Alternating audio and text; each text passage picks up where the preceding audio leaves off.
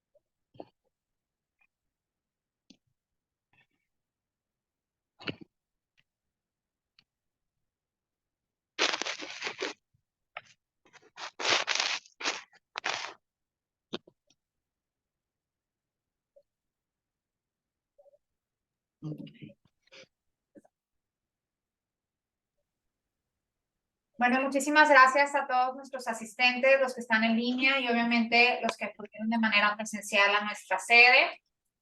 Tenemos un gran evento el día de hoy en materia laboral. A nombre de nuestro presidente, el doctor Miguel Valdés, les ofrece unas disculpas porque está viajando a Ciudad de México en representación de nuestro capítulo para un evento institucional de la barra nacional, pero siéntanse bienvenidos. Y pues procedo a presentar a nuestros expositores o ponentes del día de hoy. Empezaré por las mujeres. Verónica Susana Hernández Navarro. Verónica es psicóloga clínica con especialidad en la rama legal laboral, con una trayectoria de 23 años en las industrias de retail, telecomunicaciones, manufactura médica, manufactura especializada en plásticos y automotriz. Cuenta con expertise en estructuras organizacionales, reclutamiento y selección, compensaciones, relaciones laborales, legal, entre otras disciplinas de recursos humanos y legal laboral. Amplia experiencia en reestructurar áreas de recursos humanos y startups de 3 plantas de los giros automotriz y plásticos, tanto en México como en Colombia y Estados Unidos, participando como HRVP y Senior HR Manager. Actualmente realiza las siguientes 3 actividades. Es directora de recursos humanos para las plantas de México de la empresa Molded Fiberglass de México. La empresa se dedica a producir productos moldeados de fibra de vidrio, dirigidos a la industria automotriz y appliance, siendo uno de los principales líderes en fiberglass.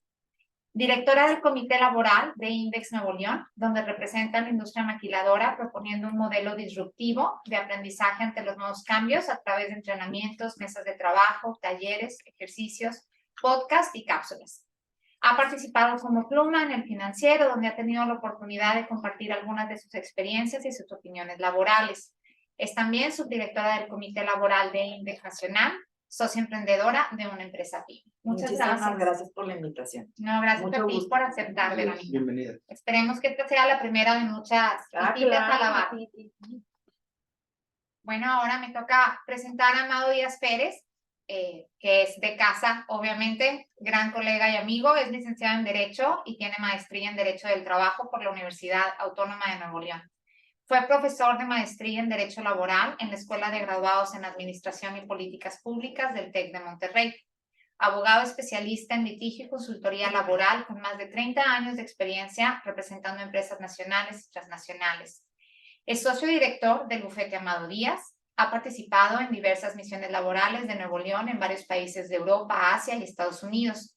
Ha sido expositor sobre materia laboral para diversas cámaras de asociaciones empresariales, colegios y barras de abogados, el Consejo de la Judicatura de Nuevo León y universidades.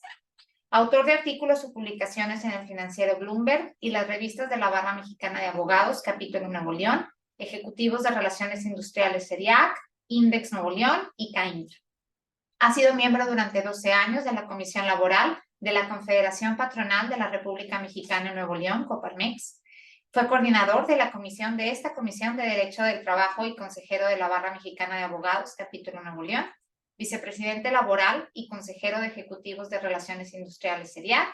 Ha sido también consejero laboral del clúster automotriz Cloud y un logro muy destacado, asesor para el 7º mecanismo laboral de respuesta rápida del TEMEC, instaurado por la USTR y el gobierno de los Estados Unidos de América ante el gobierno de México. Bienvenido, Amado. Gracias por la invitación. ¿Cómo estoy? A ustedes por aceptar.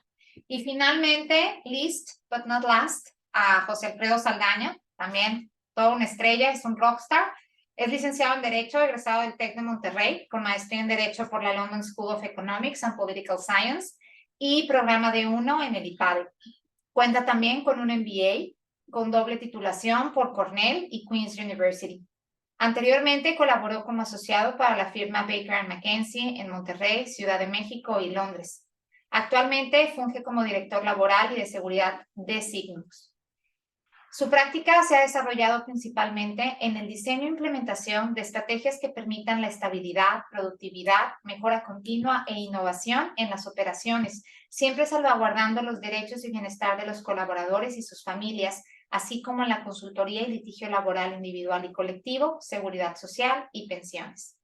Es representante patronal ante el Consejo de Representantes de la Comisión Nacional de Salarios Mínimos para el periodo 2023-2027 y ante el Consejo Consultivo Delegacional del IMSS Nuevo León, así como comisionado laboral ante el Consejo Consultivo del Centro de Conciliación Laboral de Nuevo León. Ha fungido en 2 periodos como coordinador de esta comisión en el capítulo Nuevo León. Es miembro de la Comisión Laboral de Coparmex Nacional y actualmente funge como vicepresidente de la Comisión Laboral de Coparmex Nuevo León. Dentro del área docente, se ha desempeñado como maestro de las asignaturas de Derecho del Trabajo y Seguridad Social en el TEC de Monterrey y el posgrado de la Universidad Autónoma de Nuevo León. Muchas gracias, Pepe. Pues bueno, vamos a dar inicio y preparando el panel hace algunas semanas, yo les decía a nuestros ponentes que ellos se sintieran con la libertad de compartir sus experiencias, sus retos y sus aprendizajes derivados de el cúmulo de reformas laborales que hemos tenido desde mediados del 2018, incluso antes de la toma de posesión de la actual administración, a la fecha y las que vienen, ¿no? Las que se anuncian y probablemente sucedan en un corto plazo. Entonces, nada más para hacer un recap de las reformas laborales que hemos vivido, de los temas que nos gustaría que nuestros expositores tocaran y compartieran con ustedes, pues son todos estos incrementos al salario mínimo, que ahí Pepe pues tiene mucho feedback que nos puede compartir de lo que actualmente está sucediendo en la Comisión Nacional de Salarios Mínimos, lo que se espera para este año y cómo eso ha afectado a las empresas, ¿no? Porque bueno, creo que todos estamos de acuerdo y hay un consenso, quizás no lo hacemos público cuando estamos del lado de las empresas o de los patrones, pero estamos de acuerdo en que el derecho del trabajo había dejado de ser dinámico y hoy lo vuelve a ser con todas las reformas y refleja lo que está ocurriendo social y económicamente en México y en el mundo. Tenemos en otros países donde hay un resurgimiento sindical importante que se aborda obviamente con la reforma laboral del 2019 y el TEMEC, firmado en julio del 2020, bueno, que entra en vigor en julio del 2020, cómo han modificado, cómo ha cambiado la dinámica sindical en sus empresas y pues de la parte jurídica, técnica jurídica, con el mecanismo laboral de respuesta rápida que tuviste la suerte de llevar, Amado, y también tenemos las vacaciones y también tenemos la subcontratación y el teletrabajo y pues ahora la expectativa con la reducción de jornada, que en realidad son 2 días de descanso, malamente le hemos denominado, creo que ahí hay un problema de origen en cómo le hemos denominado reducción de jornada, porque en realidad no lo es.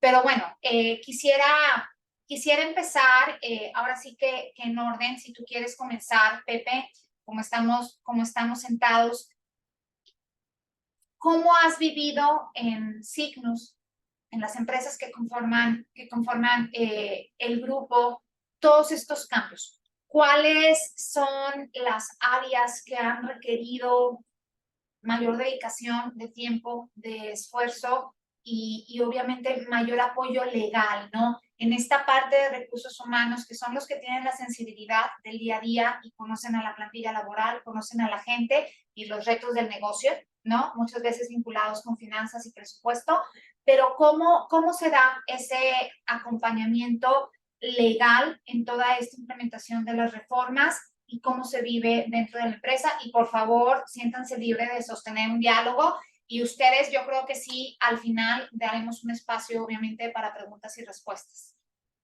Bien, buenos días a todos nuevamente. Y bien, bueno, pues la verdad todo un cúmulo de reformas, lo que hemos tenido prácticamente, pues, digamos, entrando en vigor de 2019 para acá, desde la misma reforma laboral, ¿verdad? Con el cambio del tema sindical y el tema también de los procedimientos laborales, ¿verdad? Pasan de las rutas de conciliación a los tribunales. Y aquí, bueno, en esta parte, en la adaptación, bueno, sí hemos tenido que trabajar mucho en la difusión y la capacitación con nuestros equipos laborales, operativos y de recursos humanos, porque obviamente si tenemos pues 20 o más años un sistema laboral que no se modificó prácticamente, absolutamente casi nada, por ejemplo, la parte adjetiva.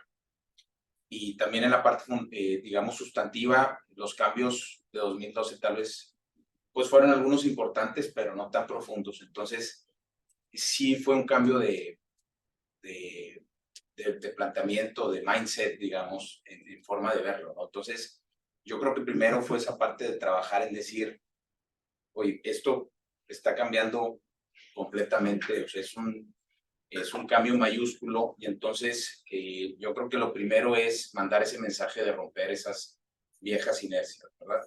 Entonces, viejas inercias de cómo gestionar personal, viejas inercias de cómo relacionarse con los sindicatos en sus diferentes niveles, ¿verdad? Porque nos podemos relacionar a nivel federación, confederación, pero también tenemos asesores, delegados, comités sindicales, y entonces se están dando todo un cúmulo de conexiones. O sea, si tenemos una estructura organizacional, pues en muy diferentes puntos estamos teniendo estos puntos de conexión.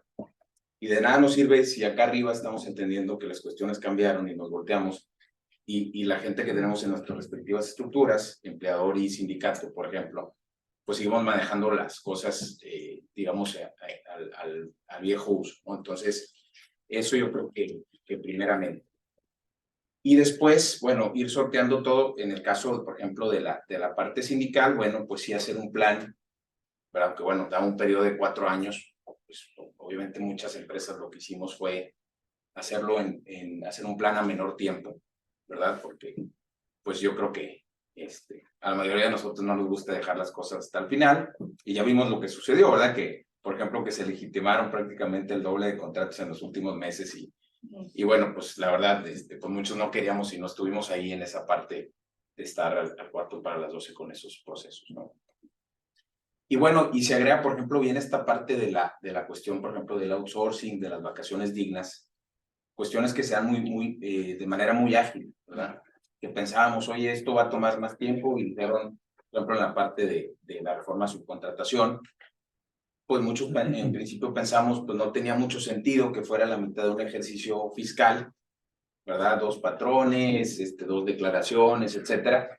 Y finalmente se dio esto, y luego se dio la prórroga esta de 1 mes más, etcétera. Y entonces tuvimos que ser, particularmente yo creo que la subcontratación nos retó en el tema de agilidad, ¿verdad? De adaptar todos a nuestros equipos, nuestros sistemas, hacer todos los cambios. Y también yo creo que dentro de toda esta cuestión de la integración comercial que tenemos con México, Estados Unidos y Canadá, pues tenemos esto de las cadenas de suministro, y entonces, así como también estamos integrados como países, nosotros como empresas estamos integrados con clientes y proveedores. Y entonces yo creo que también parte del cambio fue ver más en toda nuestra cadena, no únicamente ver en nuestras empresas y nuestros colaboradores exclusivamente, sino ahora también involucrarnos. Obviamente en la parte de subcontratación, pues a fortiori por el tema de la reforma, pues tenemos que observar el cumplimiento de obligaciones y de seguridad social, y el tema de cumplimiento de obligaciones laborales de nuestros proveedores, y que nos lo acrediten y nos entreguen esta información, etcétera. Pero yo creo que eso también pasa a otros planos, que entonces yo creo que ese ejercicio nos enseñó que tenemos que estar preocupados nada más en otros temas, no únicamente en lo que exclusivamente nos digamos, atañe a la parte de su contratación. Tengo 2 preguntas con lo que has expuesto hasta el momento, Pepe. La primera, en este tema de las cadenas de suministro y la subcontratación. Ustedes sí han ido más allá del cumplimiento de la ley, que yo creo que eso es una parte muy importante. Como abogados tenemos que educar a nuestros clientes a ir más allá del cumplimiento de la ley. Pero después a veces nos volvemos demasiado teóricos, y aterrizar en una empresa que tiene 40,000 cosas más que hacer es complicado. Pero se limitan a solicitar lo mínimo indispensable que dice la ley o que exige, por ejemplo, el REPSE, ¿no? O van más allá y están incursionando en temas de compliance, de derechos humanos, de temas de el famoso checklist que todas las cámaras de asociaciones sacaron uno, Index, Coparmex, etcétera, para prevenir riesgos en materia de TEMEC. O sea, van más allá de eso o estamos ahora sí que nada más palomeando lo que dice la ley? Sí, definitivamente el checklist, por ejemplo, este que comentas, vaya que tiene varias versiones, lo estamos utilizando, pero sí estamos evaluando algunas otras cuestiones de cumplimiento, tal vez no al grado de convertirnos en la inspección del trabajo o una cosa así, pero sí estamos eligiendo ciertos puntos donde encontramos, digamos, el 80-20 de los temas que pudieran, pues, generar mayor incumplimiento. Y bueno, al final del día, muchas de esas personas, por ejemplo, los colaboradores de esos proveedores, pues están en nuestros sitios de trabajo. Entonces, pues es una extensión de, ¿verdad? Digo, y eso tenemos muchos años haciéndolo, obviamente, por ejemplo, un tema que un trabajador de un contratista pues traiga equipo de seguridad, pues, pero digamos, estamos eligiendo otros puntos que sí estamos evaluando y digamos metódicamente y con ciertos puntos y con ciertas temporalidades estamos pidiendo que estas empresas nos entreguen empleadores. Y eso, pues yo creo que nos deja más tranquilas ambas partes pues, de que estamos en regla y vaya. Y pues finalmente, pues estamos en un contexto diferente donde pues no nada más estamos siendo evaluados por un inspector, estamos, pues puede haber una queja laboral o puede haber muchas otras cuestiones que pues pueden escalar muy rápidamente. Muchas gracias. Y respecto a la dinámica sindical, que ustedes fueron previsores y no lo dejaron para el último, lo cual me parece magnífico. ¿Qué tanta planeación e intercambio de ideas hubo con los diversos sindicatos? Entiendo que en tu empresa, bueno, o en su grupo, hay una pluralidad de sindicatos dependiendo de la ubicación geográfica y del negocio, ¿no? Pero lo pregunto en relación con la no interferencia o la no injerencia. O sea, ¿cómo ha ido cambiando en grupos tan grandes como Signos, con presencia nacional, esta dinámica de relacionarte con el sindicato, planear las cosas adecuadamente, que no se nos puedan a pasar los términos o los plazos estipulados en los transitorios de la reforma del 2019, sin que tuvieras ninguna queja o un temor jurídico, tú siendo abogado, de que esto es injerencia? Pues yo creo esto hubo mucha oportunidad de interactuar con las autoridades, primeramente con la gente de la Secretaría del Trabajo y ya con la transición de, digamos, de la implementación de la reforma con gente del Centro Federal.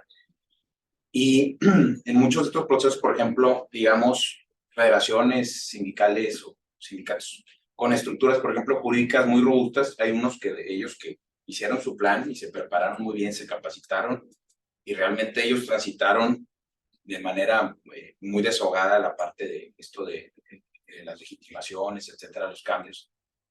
Pero también hubo otros sindicatos que tardaron un poco más y de alguna manera nosotros previo consultando con la autoridad, les preguntamos, oye, ¿podemos nosotros asesorar? Porque obviamente, pues nosotros como empresa entramos al portal del Centro Federal y a comprenderlo y cómo se hacía y todo el proceso. Y obviamente de los procesos que teníamos en las diferentes partes del país tenemos diferentes señalamientos o diferentes prevenciones en los procedimientos. Y de ahí pues vas aprendiendo, vas acumulando una cierta expertise.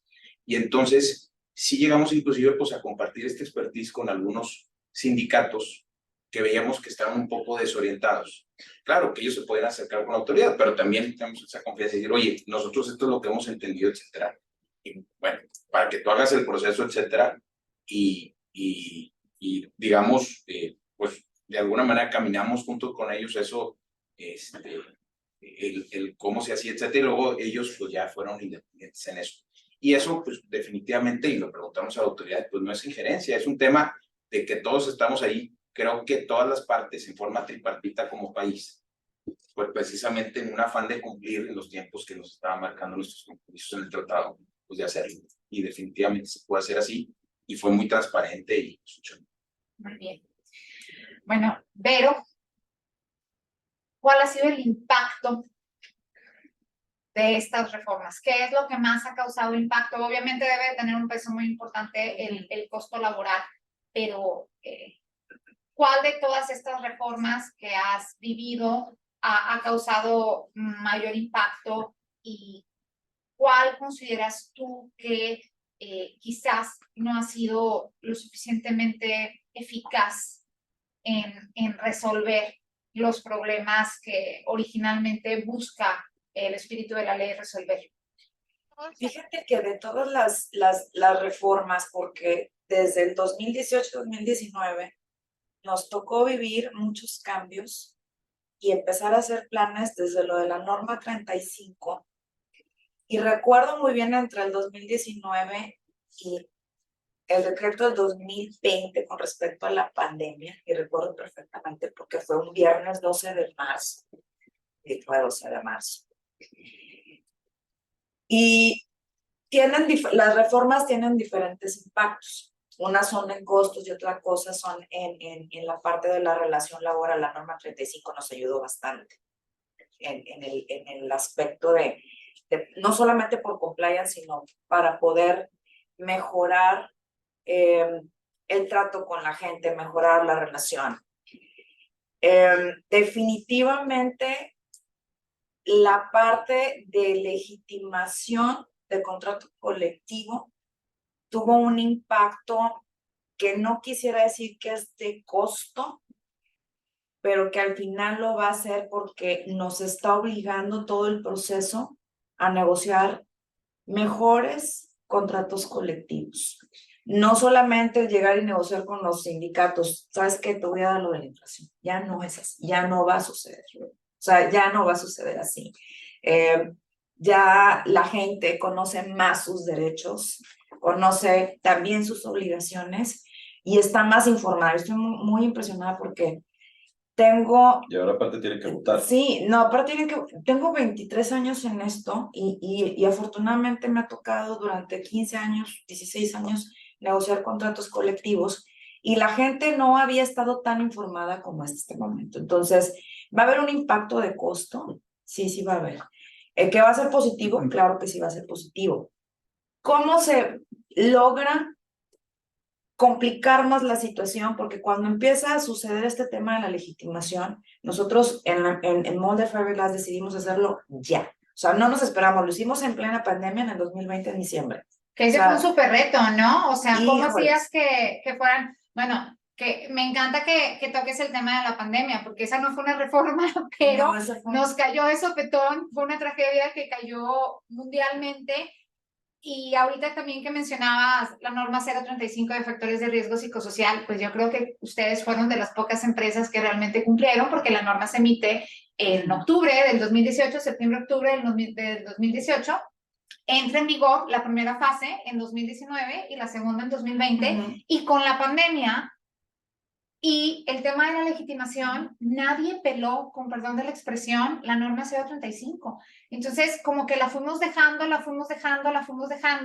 y después sí se complicaba el tema de las legitimaciones, porque pues empresas esenciales, no esenciales, medidas de seguridad, de salubridad, suficientes inspectores, que bueno, sigue estando ese tema, ya no tenemos el proceso de legitimación, ya terminó el periodo. Pero pues fueron grandes retos, o sea, cómo motivar a la gente a que acudiera a votar en medio de la pandemia. Tuvo que haber habido una capacitación o un conocimiento de qué es lo que está sucediendo con las reformas.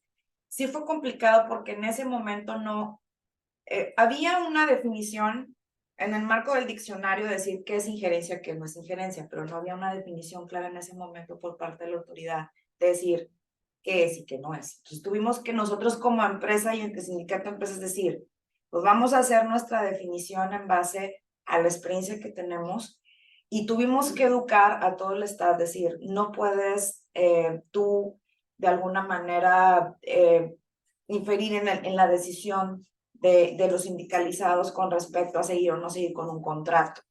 No puede salir ni siquiera a echar ojo cuando haya la votación. O sea, dejen que se encargue totalmente el sindicato de las cosas. Por supuesto, porque también decía, a ver, yo como empresa tengo que estar organizando el evento. ¿Eso es injerencia o no es injerencia? O tengo que estar poniendo los toldos o tengo que estar poniendo la comida. Simplemente no es injerencia dar los recursos para que un proceso como tal tan importante se dé. Eso no es injerencia. Pensábamos que sí y al final, bueno, pues no, simplemente apoya, no salgas, deja que se dé el proceso de manera natural. Pero hacerlo en plena pandemia, cuando tienes que estar produciendo, porque tienes que recuperarte de todo lo que perdiste, millones de dólares, porque no produjiste 2 meses, 3 meses que no, porque tuvimos a la gente en casa, entre que lo que se determinaba si eras esencial o no esencial, fue un tema. El costo es un costo que a lo mejor en ese momento no se ve representado porque el solo hecho de la legitimación, la parte de la votación de los contratos integrales, te va a hacer tener un costo durante los siguientes años porque vas a tener que negociar mejores contratos colectivos. Y ahí está la parte importante. La segunda reforma que vimos, que fue así como le llamo yo carta de gambito, la de vacaciones, fue un costo fuerte. Porque, y sobre todo para las empresas que tienen muy buenos contratos colectivos, muy de primas vacacionales del 100%, les pegó durísimo. Al final les va a ayudar o les va a retribuir en la parte de productividad, porque no estamos acostumbrados, lo voy a decir, perdón, la verdad, ¿no? En México, sobre todo lo que es el blue collar, no está acostumbrado a tomar sus vacaciones de largo, ¿no? 6 días, 8 días. Aunque la ley es muy clara en eso, no lo hacen. Entonces, mucha gente tiene muchas necesidades y lo que hace es pide un día, pide otro día, pide otro día. Y la verdad es que nosotros como empresas estamos no solamente obligados, tenemos que estar comprometidos al descanso de la gente, a la desconexión física, mental, espiritual de un trabajo, porque eso al final una persona que hace reboot y descansa implican un costo. ¿Y cuál es el costo? Las enfermedades que a lo mejor no son, que muchas pueden ser no laborales y que a lo mejor no tienen un costo en específico en las primas de riesgo, pero sí tienen un costo en la productividad. Entonces, sabemos que México es uno de los países que tiene más enfermedades con respecto, que son crónico-degenerativas. En las plantas regularmente, mucho de lo que yo he visto en la parte de salud, problemas musculoesqueléticos porque no trabajamos en ergonomía, pero tampoco permitimos que la gente descanse. Entonces, tiene costos, pero al final va a tener una retribución. La otra que yo considero que pudo haber tenido, que va a tener un impacto, que es la cuota que habla acerca de esto que es exactamente, sí, que va a estar incrementando hasta el 2030. Realmente no tiene un costo muy fuerte, pero... ¿La cuota de retiro? Sí, exactamente. Entonces, entró apenas en vigor ahora el 1 de enero del 2023. Ya había sido desde hace como un año más o menos. Perdón, es que no soy abogada psicóloga, pero no. Pero sí tiene un impacto que va a ser a largo plazo y luego ya se va a estancar. Pero yo creo que todas esas leyes tienen costos, impactos y sobre todo con lo que estaban ahorita con la cadena de suministro, porque a nosotros nos tocó vivir durísimo el tema. No puedes incrementar el precio de tu producto, pero tienes que trabajar conmigo, cliente, en bajar los costos en proyectos de ahorro, porque sabemos que en las automotrices siempre los OEM nos traen así a los Tier 1. Y más aparte el tema de las partes de los materiales, incrementó muchísimo el costo en los aceros, en los chips, o sea, y eso no para de incrementar, no para de incrementar, pero también tienes que negociar contratos colectivos no solamente exitosos, sino que sean sustentables. Otra de ellas es el PTU, pero ahí... Digo, también podemos hablar, pero si quieres lo dejamos para la siguiente. PTU, ¿verdad? Para la siguiente. Es otro tema escabroso, pero... Muy bien, bueno, Amado, ya, ¿de qué quieres hablar tú? Bueno, yo un poquito quisiera redondear lo que ya comentaron Pepe y Verónica en cuanto al tema de los impactos de las reformas. Yo la verdad es que en mi carrera aprendí desde los primeros años que para ser un buen abogado patronal o para ser un funcionario de la empresa encargado de la parte laboral o recursos humanos, es muy importante ponernos en los zapatos de la gente. O sea, si nos ponemos por el lado de que voy a ser defensor del patrón a ultranza, no funciona, porque lo que la gente esté sintiendo, lo que la gente esté manifestando, es súper importante porque es de lo que es lo que depende todo. Y me voy a meter un poco, pues no me voy a meter profundamente en política, pero para entender un poquito cómo está el entorno de México actualmente, sabemos que tradicionalmente los gobiernos de izquierda son gobiernos que se centran más en el ser humano, en la persona. Y los gobiernos de derecha normalmente se centran más en lo estructural, en las instituciones. Entonces, desgraciadamente se ha cuestionado mucho los gobiernos de izquierda porque, sobre todo en Latinoamérica, en su mayoría son más populistas que otra cosa. Que también ha habido gobiernos de derecha populistas, ¿verdad? Ya lo vimos con el gobierno de Trump. Pero en realidad yo siempre me he identificado con una política de centro. O sea, ni es irnos totalmente a la izquierda ni irnos totalmente a la derecha. Aquí en este sexenio lo que tocó es de que esa gran reforma que tuvimos en el 2019, hablo de la Ley Federal del Trabajo, que se derivó también o que tuvo el antecedente de la reforma constitucional 2017, que ya preparaba esa reforma del 2019, pues esa no fue una reforma propiamente de este gobierno, sino es un proyecto que ya venía desde antes por nuestra participación en la renegociación del Tratado de Libre Comercio, que ahora es TEMEC. Entonces, es algo que era sí o sí, había que entrar, ¿sí? Tal vez luego podemos cuestionar si cedimos demasiado, ¿sí? Como lo de las legitimaciones y todo este sistema de negociación colectiva, pero teníamos que entrar. Entonces, luego vino esa gran reforma que obviamente mueve las estructuras totalmente, que la verdad en el fondo yo sí estoy muy de acuerdo con la reforma, no en ciertos detalles, pero sí en general con los principios de la reforma. Y luego vienen otras que la verdad es que sí había cierta necesidad, por ejemplo, la subcontratación, sí había necesidad porque había un abuso impresionante en la subcontratación. Y creo que con lo de las vacaciones, pues sí estábamos muy atrás. O sea, 40 años con los mismos días de vacaciones, pues realmente era increíble. Entonces, sí había ciertas situaciones que se necesitaban. El tema, por ejemplo, de la reforma del sistema de pensiones, creo que también era necesario. Creo que fue muy bueno hacerlo gradual, porque hacerlo en un periodo de 7 años, pues está razonable. Pero luego el problema es que eso, si lo aderezas de las ocurrencias, entonces pues ya se hace un problemón, porque ya no estamos hablando de una reforma integral que analiza todos los impactos y que entonces va gradualizando esos cambios, esas modificaciones que sí se requieren, sino que ya es ocurrencias. Y a veces un poco también cierta venta personal o cierta agenda personal de ciertos legisladores. Entonces, por ejemplo, hablar de incrementar el aguinaldo me parece un despropósito completo, porque si bien es cierto que pudiéramos pensar que el aguinaldo de 15 días puede ser poco en para algunas organizaciones, pues no para todas. O sea, si aumentas el aguinaldo a 30 días, pues le hacen la torre a las pymes y a las MIPYMES. Y si vemos que realmente el 80 o el 85% de la gente que trabaja en este país en la formalidad está en las pymes o en las MIPYMES, pues les das en la torre. Entonces déjalo a la negociación, déjalo a libre mercado.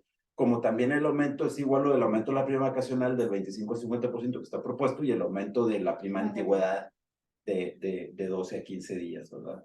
Y bajar de 15 años a 12 años como límite para efecto de pagarla en caso de renuncia. Entonces, ese es el gran cuestionamiento que yo he hecho en las reformas, que simplemente empiezan a hacerlas como ocurrencias y no como un plan integral de reforma o de modificación de nuestro esquema laboral o de nuestro entorno laboral. Entonces, creo que esa parte hay que defenderla. Por ejemplo, en lo de la jornada, yo he sostenido y he seguido sosteniendo que, en mi opinión, no va a haber reforma de reducción de la jornada antes de la elección, porque y yo sé que puede haber opiniones diversas, pero yo pienso que no, porque creo que el gobierno federal ya se dio cuenta que si provoca una reforma en reducción de la jornada, puede haber un movimiento brusco en la economía y en las finanzas, porque yo veo que las finanzas públicas están con alfileres y el gobierno requirió un presupuesto con un déficit muy grande. Entonces, cualquier cosa que le muevas ahí se te puede hacer una crisis de final de sexenio que les puede complicar la elección, y por eso creo que no le quieren mover antes de la elección. Pienso que están haciendo el Parlamento abierto como para darle un poquito de salida, de desfogue, como si vieran una olla de presión que le mueven ahí para que salga un poquito la presión, pero no va a haber nada antes de la elección. Sí va a haber reforma, eso es un hecho. O sea, reforma vamos a tener de reducción de la jornada, pero no creo que sea ya, ¿sí? Esa es mi opinión. Y sí creo que como sector, en este caso sector patronal, obviamente entender que sí hay una necesidad de una reforma, pero sí decir, bueno, si vamos a reducir la jornada, como bien decía Nadia ahorita, no se trata nada más de quitar un día de descanso y ya. O sea, vamos a hacer una reforma integral en donde, si bien podemos reducir la jornada, vamos a flexibilizar la jornada en México para generar productividad, porque si no nos estamos haciendo cada vez menos atractivos y entonces pues no vamos a ir a ningún lado como país y no vamos a aprovechar ese gran fenómeno que tenemos del nearshoring, que es un fenómeno impresionante que podemos aprovechar para darle un boost, ¿verdad?, al país, y vamos a perder esa gran oportunidad. Aquí voy a intervenir y ahorita, por favor, Pepe y Vero, opinen ustedes también, porque es un tema de mucha relevancia. La verdad es que yo hace 2 semanas que hablé con ellos para este panel, para tocar los puntos que se iban a exponer, dije, no quiero hablar tanto de reducción de jornada, pero pues bueno, es el tema tendencia en México, y después de escuchar las 3 horas y media de Parlamento Abierto el lunes, varios puntos, ¿no? Coincido con Amado en que el sector patronal en general, sin decir nombres ni apellidos, se ha caracterizado por siempre decir no, no, no. Y hace rato que iniciamos la plática, yo les decía, y ahí comulgo plenamente con Amado, hay que educar a los clientes a ir más allá del cumplimiento de la ley. Y esa parte es realmente fijarse en que tenemos que ser objetivos e imparciales, porque parte del derecho laboral es justo mantener ese equilibrio entre los factores de la producción. No quiero asumir ni copiar la postura del magistrado Mercado, ¿no? Que el espíritu, el objetivo del derecho laboral es cuidar la vida y la salud del trabajador y de las familias. Yo creo que ahí también es cuidar la subsistencia de la fuente de empleo y atraer más inversión para generar más empleo, pero sí empleo digno y decente, como está desde el 2012. Pero en el tema de reducción de jornada, siento que la participación y espero no herir ninguna susceptibilidad, la participación del sector patronal, como que se dedicaron a decir no porque van a arruinar a las MIPYMES, que sí hay estudios que lo sustentan, y estoy plenamente de acuerdo con eso. No porque se va a fomentar la informalidad, porque estas MIPYMES van a quebrar, no van a poder seguir, entonces se van a ir al sector informal. Pero después hubo una serie de números y de costos impresionantes, algunos, que nadie nos explicó cómo lo sacaron. Digo, yo sé que las participaciones se limitaban a 5 o 6 minutos, ¿no? Pero nadie nos dijo, o sea, cuál es el estudio que sustenta esos costos. Y lo sentí más a la defensiva, en lugar de hacer propuestas de carácter jurídico con recursos humanos de cómo aterrizarlo. Y yo decía hace rato que la reforma de origen está mal, porque en realidad es otorgar un día más de descanso. Pero si uno fuera mañosa, ¿no? Y ya a lo mejor también estoy ciclada con el tema esta semana, pues hubiese sido muy bueno que alguien dijera, ok, 2 días de descanso en los sectores de servicio o para gente de personal administrativo, gerencial, ejecutivo, trabajadores generalmente clasificados como de confianza, gozamos de una jornada de 5 días, pero se distribuye el máximo de 48 en 5 días. Entonces, ¿por qué no proponer, ok, 2 días de descanso, pero dejo 48 y las distribuyo en 5 días? O me bajo a 45, como lo hizo exitosamente Chile hace 1000 años, no recientemente, Entonces, 2 días de descanso con 45 y después gradualmente voy bajando. Porque mucha gente hablaba de que simplemente gradual, pero no puedo otorgar 2 días de descanso gradualmente. O sea, entonces la propuesta tiene que cambiar jurídicamente, la iniciativa tiene que ser cambiada para que se implemente de manera gradual. De nada nos sirve un transitorio que diga hasta dentro de un año. Sí, es que tiene que ser una iniciativa integral. No nada más es, reformo la Constitución para poner los 10 de descanso y por 5 de trabajo. O sea, es una simpleza absurda porque no resuelve ningún problema.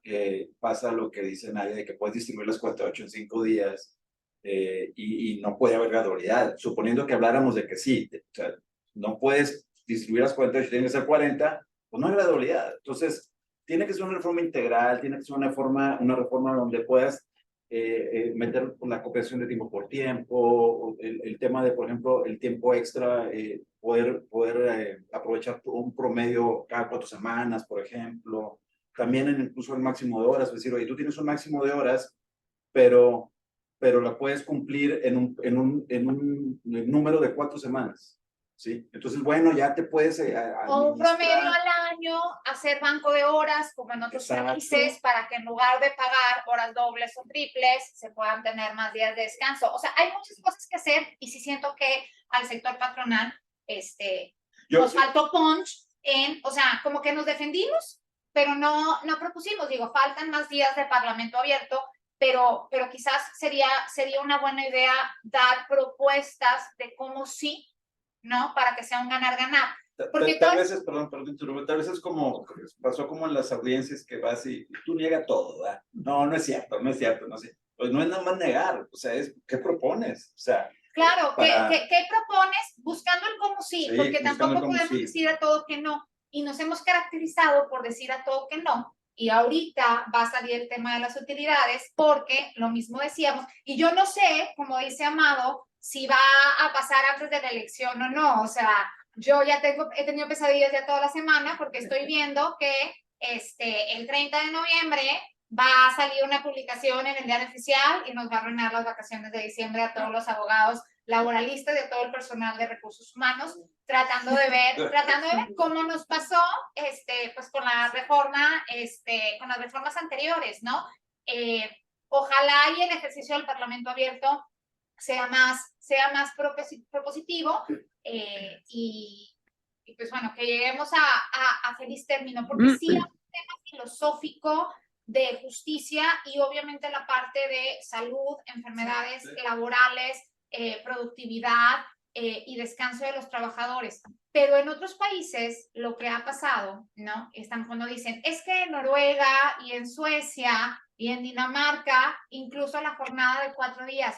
Pues sí, pero son 12 millones de personas, ¿verdad? Hay más personas en la Ciudad de México que en todo ese país, o sea, y también con sistemas de seguridad social súper fortalecidos, lo cual no tenemos en México. Son economías más avanzadas y gente más educada que no tiene la locación geográfica que nosotros tenemos por el tema de nearshoring, pero en otros países, sin embargo, sí hemos visto el fenómeno de se reduce mi jornada, no, voy de 7 de la mañana a 3 de la tarde, por decir algo, y de 4 de la tarde a 11 de la noche me voy y me consigo otro empleo porque no es suficiente con el ingreso que recibo. Entonces, el tema del descanso se anula, es el fenómeno del moonlighting, porque estoy invirtiendo mi periodo de descanso o mi reducción de jornada en conseguir otra chamba para poder tener ingresos suficientes o en levantar la mano para trabajar tiempo extra y poder... No se cumple el objetivo. No se cumple el objetivo, entonces sí hay que pensarla bien, pero adelante. Sí, yo creo que, digamos, conectando mucho con la idea de Amado, vaya que tenemos estas 200 y pico de reformas y que si uno las ve desde la misma esta reforma constitucional para el tema de un día más de descanso a la semana, pues están, vaya, no hay un estudio muy de fondo realizado.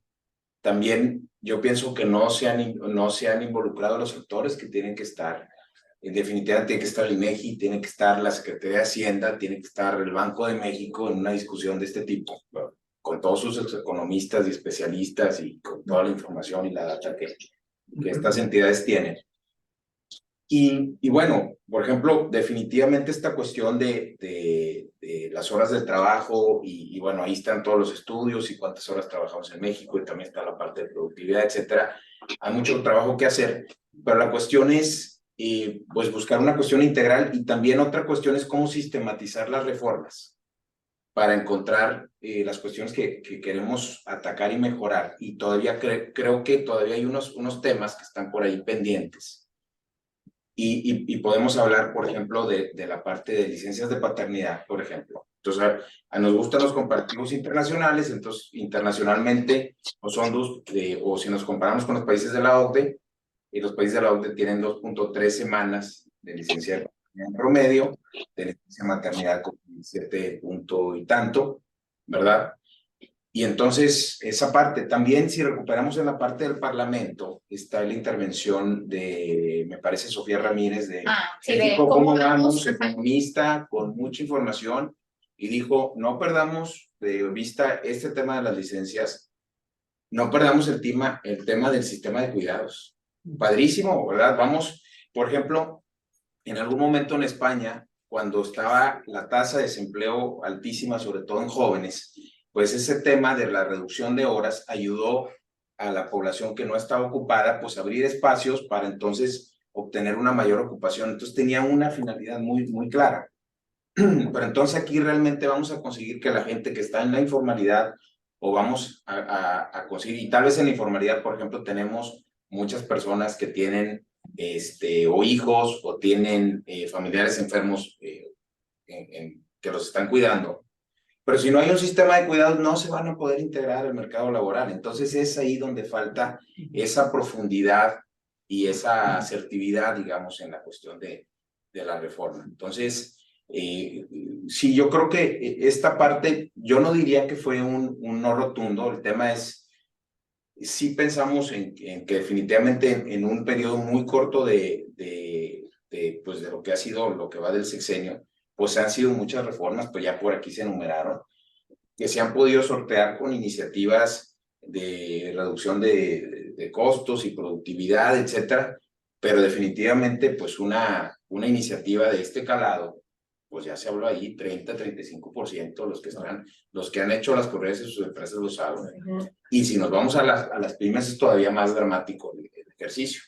Y que finalmente también esa es una cuestión que es lo que se está buscando en esta parte, darle el rostro de las pymes, porque a veces, si ustedes ven mucho en los comentarios de los diputados. Sí, perdón, sí, no sé, están apareciendo animales, gatitos y vacas en la pantalla. Déjenme, ustedes continúen y voy a hablarle a Nancy para ver si nos ayuda.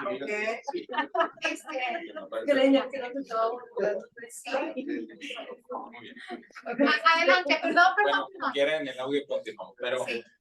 Entonces, pues hay muchas cuestiones que tienen que, y bueno, esta parte como decía también Amado ahorita, pues hay que ponernos en los zapatos entonces también hay que poner a esos diputados que están, como que siempre se dirige la cuestión de los argumentos a la empresa. Oye, la gran empresa está obteniendo unas cantidades grandísimas de utilidades, etcétera, ellos lo pueden sostener, etcétera, pero yo creo que hay que ponerlo, que los diputados se pongan en los zapatos del dueño de una pyme, ¿verdad? Y qué es lo que sucedería con una cuestión de una reforma de este calado para ello. Entonces, sí hay varias, entonces creo que hay varias cuestiones ahí que definitivamente sí hay una disposición de diálogo, pero también hay que entender que tantas reformas y sin ningún tema de gradualidad en tan poco tiempo, pues sí definitivamente les va a dar al traste, o sea, sí o sí, con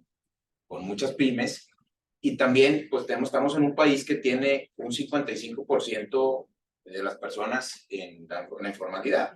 Sí. Y entonces es una línea muy delgada en donde pues se sostiene y pues lo más fácil es nuevamente caer o irte a la informalidad. Entonces, si eso es lo que sucede, entonces pues será una una victoria muy pequeña o una, digamos, una mejora muy segmentada solo para cierta categoría de ciertos. Claro. ¿Y a qué costo? Ese es el problema. Claro. Sobre eso, también ya nada más para concluir parcialmente este tema de la jornada. Yo creo que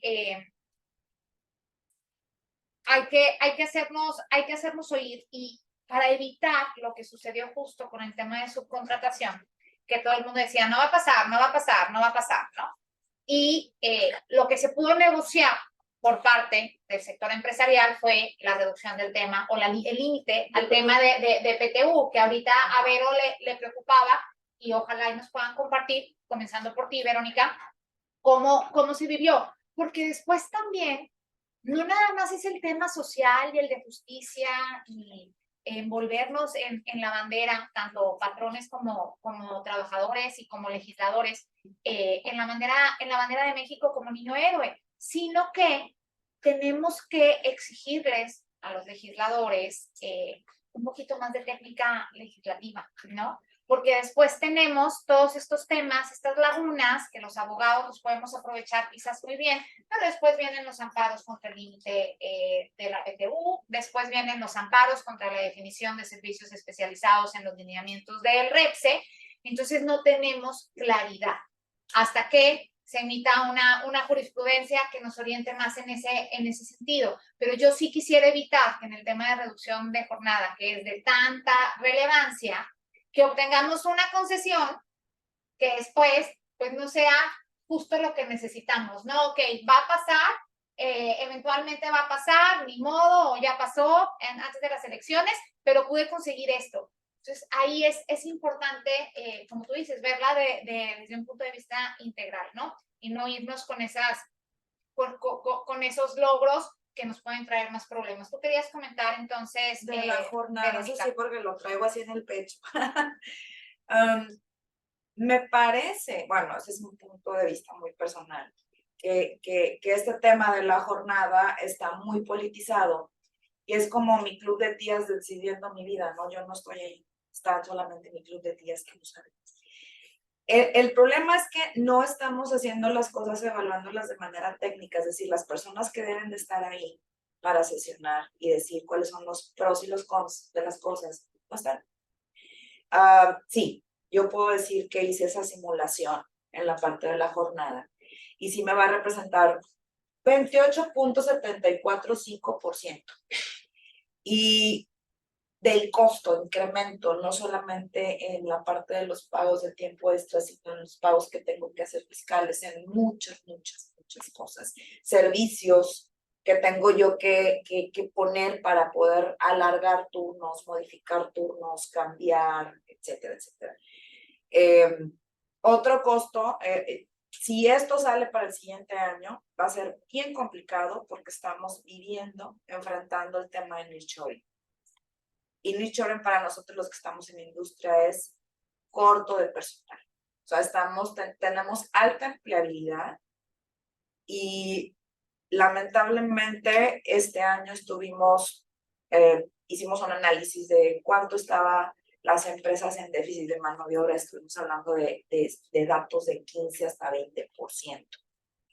En zonas, por ejemplo, donde se veía más complicado fue Santa Catarina y fue Apodaca, donde las empresas no podían contratar y tuvieron que pagar sobre excesivo tiempo extra, y es un costo no solamente para la empresa, sino un costo también para la gente. A la gente operativa le encanta el tiempo extra. Entonces, yo no creo que en el momento en el que se vaya a hacer la parte de la reducción de la jornada, la gente va a buscar otro ingreso. Eso va a suceder. ¿Qué va a pasar también? No precisamente en el momento en el que digan va a haber la reducción y no sé, se decide que el 1 de enero del 2024 ya vamos a estar trabajando todos 45, 40 horas o lo que sea. No va a suceder así en primero. ¿Por qué? Porque ¿cómo vas a de alguna manera compactar tu trabajo, o de qué manera vas a poder cumplir con un cliente o poder cumplir con una demanda, porque mi cliente no va a dejar de producir solamente, ya reducimos, sí, vamos a dejar de vender menos, vamos a empezar a vender menos porque no va a suceder así.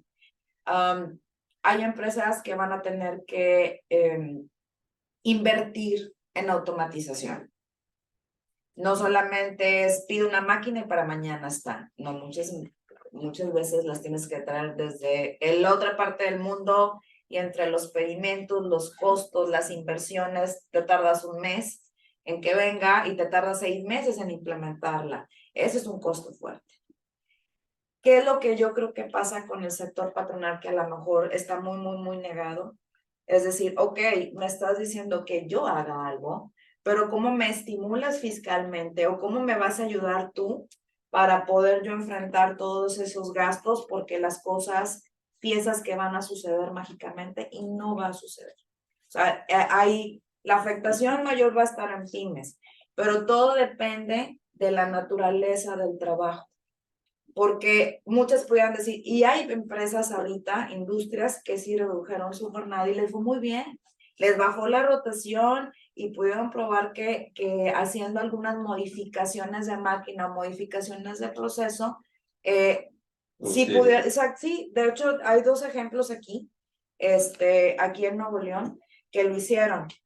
Sí, nada más que su proceso es menos complicado para producir, o es un más amigable, o sus clientes de alguna manera no producen la cantidad para que se les demande a proveedores, la cantidad de partes para que pueda decir, bueno, me voy de 2 turnos a 3 turnos, o me voy de 1 turno a 2 turnos. O sea, son muchas cosas, es muy diferente. El análisis no es un análisis de decir, bueno, es el 30% que va a incrementar, no. O sea, va a depender mucho de la naturaleza del trabajo, la naturaleza de la empresa, porque honestamente, y vuelvo a repetir, no creo que las empresas quieran vender menos. Entonces, si hubiera esa conjunción de decir, bueno, no solamente me estás imponiendo hacer un cambio, porque las empresas existen para hacer profit. O sea, y eso no hay que olvidarlo, eso es primordial. Si no, no van a invertir. Entonces, ¿dónde hay centros de trabajo? ¿Dónde va a haber empleabilidad? ¿Dónde va a haber crecimiento? ¿Dónde va a haber oportunidad, competitividad? ¿No? Si algo están viniendo otras empresas de otros países para acá, pues una tiene mucho que ver con el TIME y otra tiene que ver con que México es un país que es competitivo laboralmente en el aspecto que dices, bueno, la mano de obra o la expertise o la atención a clientes, porque yo lo que he visto en varios países, México, como proveedor industrial y de servicios, somos muy buenos, pero muy, muy, muy buenos, por eso muchas empresas vienen para acá. Los costos, la naturaleza, la tierra, puede ser muchas cosas. Entonces, también habría que ver cuál es el impacto de no bajar competitividad como país ante otros países para que vengan a invertir. Pudiera ser, no lo sé. Lo más seguro es que sí. Y el poner una reforma al siguiente año, pues que lo digo, que no estamos negados. Simplemente es cómo me vas a estimular a mí, porque nada más me estás, como empresario, estás pegándole en el costo y me estás haciendo así, entonces, ¿qué voy a invertir en un futuro? O sea, me estás haciendo menos sustentable y vas a hacer que esta empresa cierre en 10 años.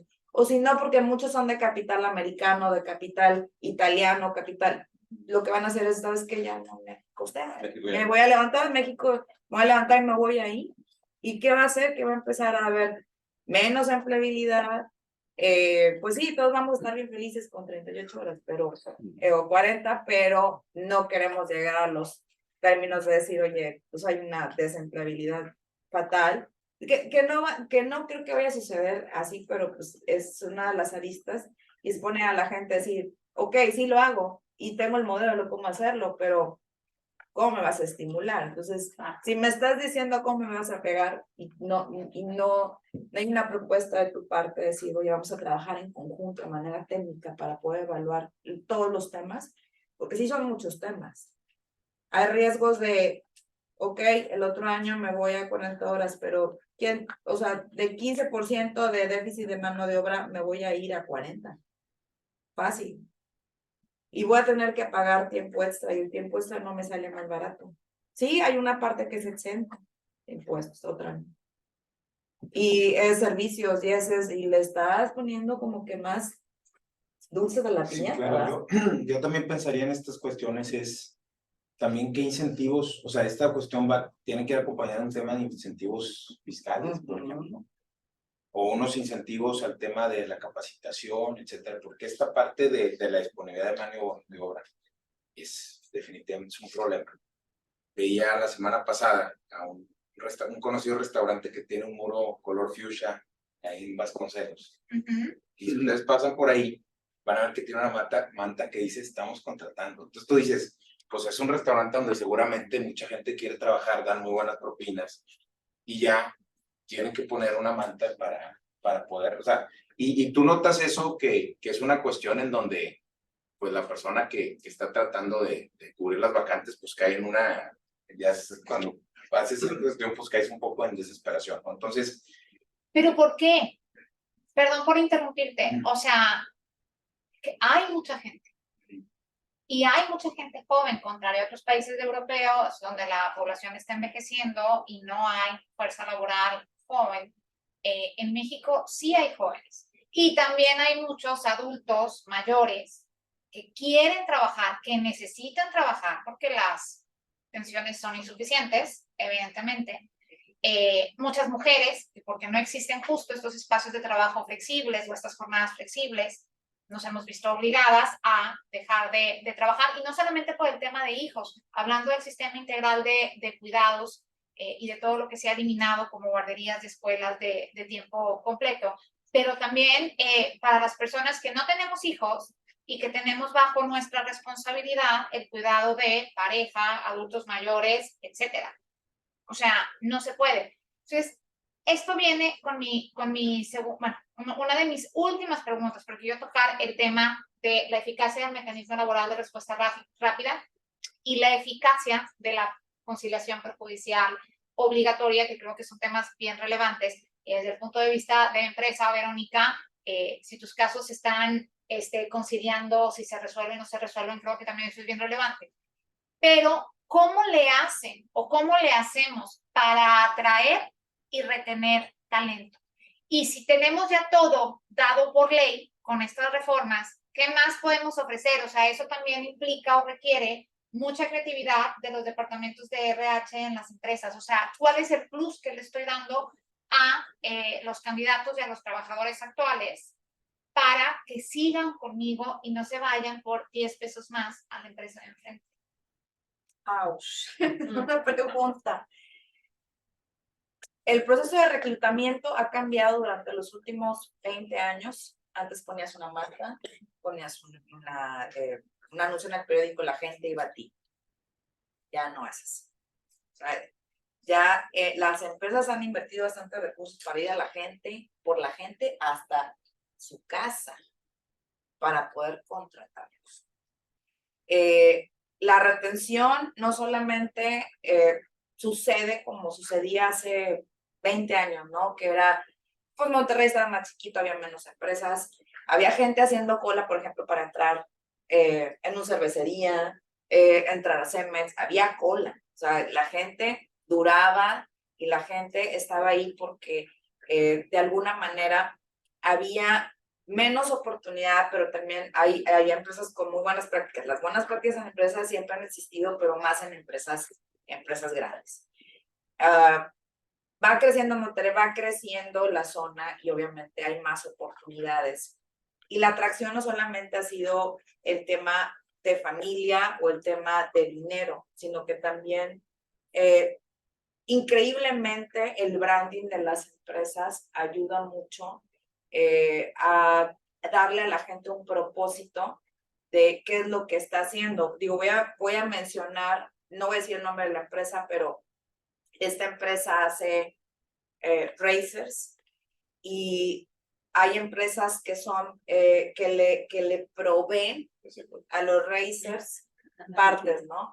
Y lo menciono porque esta empresa tiene un gran branding pero la proveeduría que le soporta partes a esta empresa, si tú contratas a una persona que hace un vaso o algo, pues tienes que darle una misión o una visión de para qué sirve esto, ¿no? Pues, entonces, no es lo mismo decir, bueno, es que yo hago partes para racers, a decir, no, formo parte de la cadena de suministro que provee a este mercado, ¿no?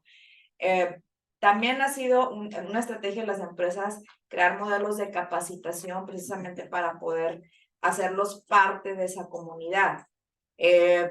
Cuidado de la familia, el tema de unas prestaciones que tienen que ser competitivas en los que no solamente me ayudas a mí, sino a mi familia, me das desarrollo, capacitación, me enseñas. También hay empresas que hacen lo de los bonos de permanencia. O sea, hay muchísimas cosas que está haciendo de manera destructiva la industria, como, no sé, voy a hacer una posada, voy a hacer la posada en diciembre y voy a traer un grupazo y la gente se queda. O la gente se queda porque hay buen ambiente laboral. O sea, hay que hacer muchísimas cosas para retenerlos. Pero lo que yo he visto muy puntual es que ahorita lo que están exigiendo es la flexibilidad. La flexibilidad.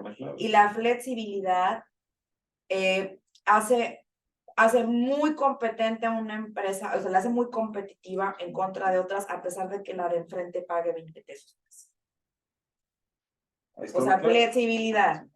¿Que es complicado hacerlo? Sí, a veces en algunos modelos de negocio es complicado hacerlo. Pero es mejor hacerlo y ver los mecanismos desde ahorita, porque al final las mismas reformas te lo van a obligar en un futuro. O sea, es flexibilidad. Esa es una que yo me he dado cuenta en el último año. Muchas gracias, Vero. Pepe, quizás tú quieras abonar un poco en el tema de capacitación y de convivencia con los empleados. He visto recientemente en redes sociales pues todos los eventos que ha estado haciendo Signus de capacitación, para los que están próximos a pensionarse, educarlos desde finanzas personales. Entonces, creo que eso también habla muy bien de las empresas, preparar a sus trabajadores para el futuro. No sé si quieras comentar brevemente. Sí, pues nosotros hemos estado trabajando mucho en la parte de la experiencia del colaborador. Tenemos por ahí 4 pilares y sobre ahí desarrollamos esa propuesta. Y también no es igual en diferentes segmentos, o sea, no es igual el trabajador administrativo que el que está en ventas, que el operativo. Entonces, a cada uno tenemos que hacerle algo, pues un traje más a la medida. Y bueno, hemos trabajado en varias iniciativas. Tenemos esta parte, por ejemplo, del taller de preparación para el futuro, donde la gente próxima a jubilarse, vaya, por un tema de estadístico de edades, donde sabemos que la gente levanta la mano para ya ejercer su jubilación, los invitamos, más ellos deciden en qué momento se retiran de la compañía. Y les damos información sobre envejecimiento exitoso, cuestión de pensiones, testamento, finanzas personales, activación física, etcétera.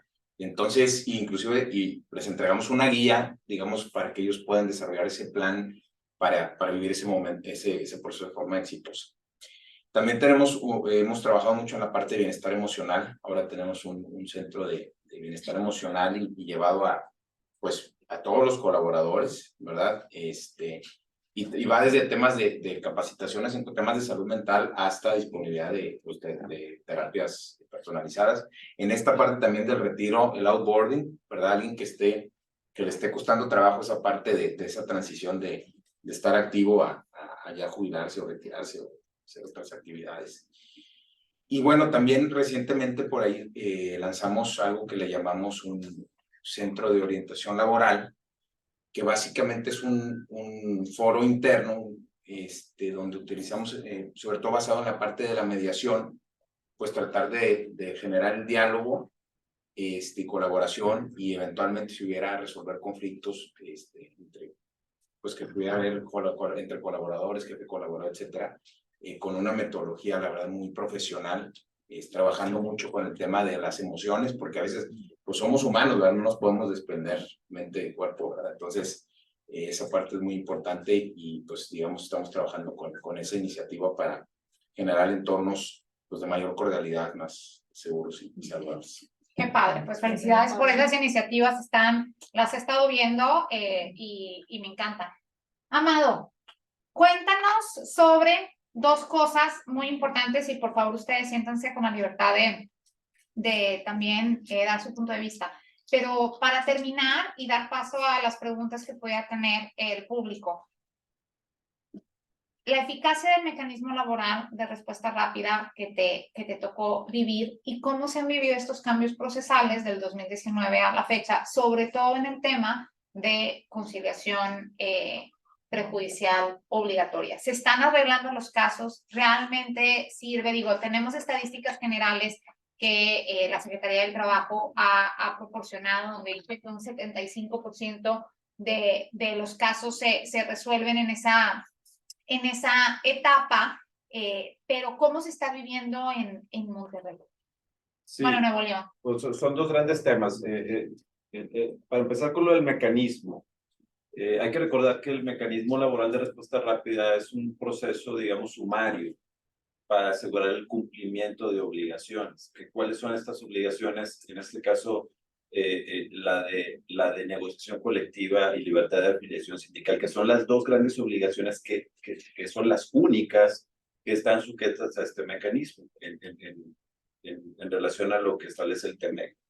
Y esto nació porque cuando ya en el gobierno de Trump se iba a ratificar, como todo tratado internacional, pues se tiene que ratificar por el Senado del país. Bueno, México es el Senado, que recuerdo que en Estados Unidos también es el Senado. Pues los demócratas no le querían dar el voto y sabemos que el Partido Demócrata ha sido un partido tradicionalmente por sindicatos.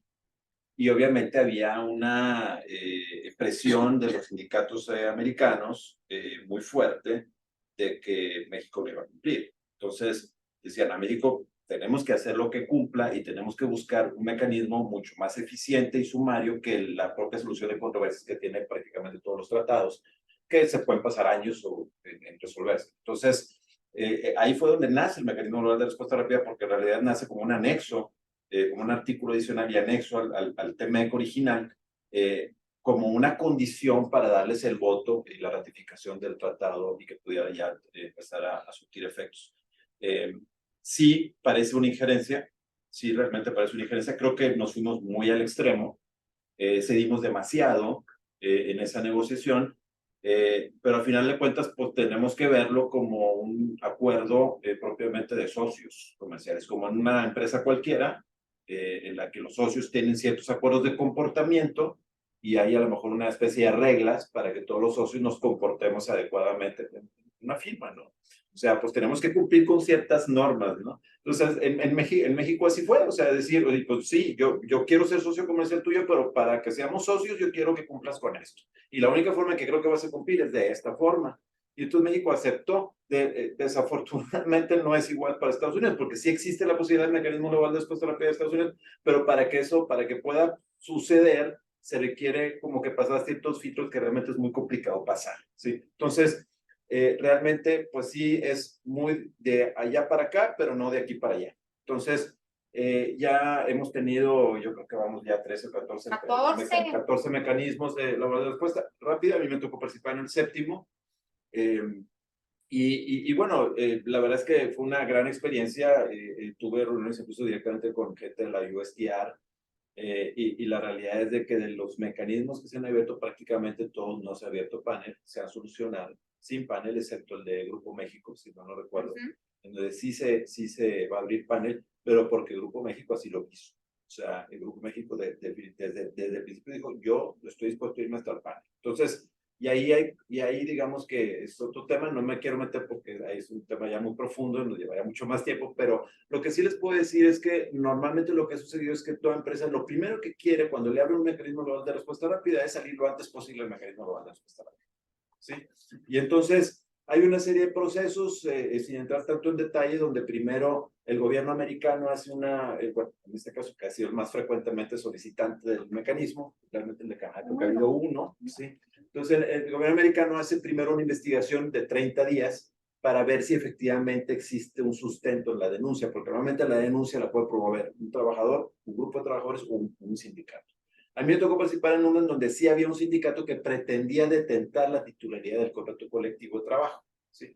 Entonces, había un conflicto, había una serie de frentes abiertos porque teníamos una demanda de titularidad del contrato colectivo de trabajo, teníamos una demanda de derechos sindicales, o sea, como sindicato minoritario, reclamando ciertos derechos sindicales, incluso de ingresar a la planta, de tener trato con los trabajadores, independientemente de que no fuera el titular, y teníamos el mecanismo laboral de respuesta rápida. Entonces ahí el gobierno americano hace su investigación y entonces ya determina si efectivamente existe sustento, determinó en ese momento que sí existía sustento para la queja y entonces le notifica al gobierno mexicano y el gobierno mexicano abre un proceso de una semana, bueno, no una semana, de 10 días para determinar si efectivamente acepta la queja o no la acepta. Porque si el gobierno mexicano no la acepta, entonces se abre el panel. Pero si el gobierno mexicano la acepta, entonces en ese momento se abre un periodo de 45 días donde el gobierno mexicano hace la investigación para efecto de determinar si efectivamente existió o no denegación de derechos, en este caso negociación colectiva de afiliación sindical, y en su caso la propuesta para reparar esos derechos. Entonces, si efectivamente considera que hubo una violación de esos derechos, entonces hace una propuesta, si el gobierno americano la acepta, entonces hace un acuerdo y se termina. Y es el famoso plan de remediación. De remediación, y mientras tanto, pues hay una suspensión de los beneficios arancelarios que tiene la empresa. Entonces, es un proceso entre países, ¿sí? Es un proceso entre países, pero al final de cuentas, pues la perjudicada es el centro de trabajo y puede ser los trabajadores también. Entonces, la realidad es de que, bueno, ese proceso salió muy bien porque durante la investigación del gobierno mexicano se hizo la remediación propiamente. O sea, sin tener una propuesta del gobierno mexicano, nosotros empezamos a remediar, a reparar, siempre mostramos disposición de solucionar los temas, de apoyar en lo que el gobierno mexicano requiriera, y entonces finalmente no se tuvo que llegar a un acuerdo, simplemente cuando llegamos al punto de la finalización del periodo que tenía de 45 días el gobierno mexicano, ya se había remediado todo. Entonces, finalmente salimos adelante. Pero bueno. Es muy exitoso, porque sí. yo preguntaba ahorita de la eficacia, pero después vemos en el caso de Manufacturas BU, que tuvo 2 mecanismos laborales de respuesta rápida y el último plan de remediación, pues no fue cumplimentado porque la empresa decidió irse del país. Entonces, ahí es cuando hablamos de sopesar qué tan eficaz es. Estoy de acuerdo que no por un caso de 14 podemos calificar como ineficaz el mecanismo, ¿no?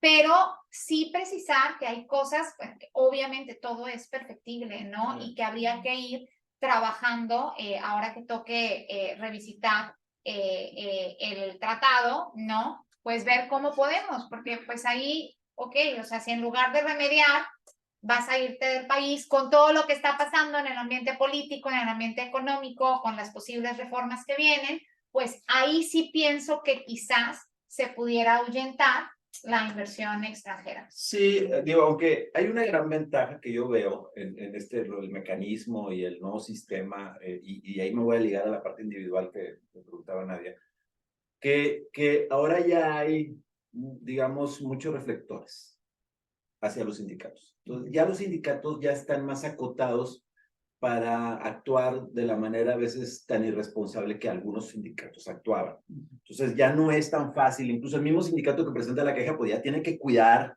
las formas porque ya sabe que Estados Unidos está viendo. Entonces el gobierno americano está viendo a través de sus agregados laborales. Ya ahora ya están los jueces, que los jueces pues no están politizados como tal vez en algún momento algunas autoridades laborales o juntas de conciliación al depender de gobiernos estatales o federales podían estar politizados. Entonces, creo que esas características del nuevo sistema sí han provocado que los sindicatos sean más prudentes para actuar, ¿verdad? Y eso, la verdad, está bien y se agradece.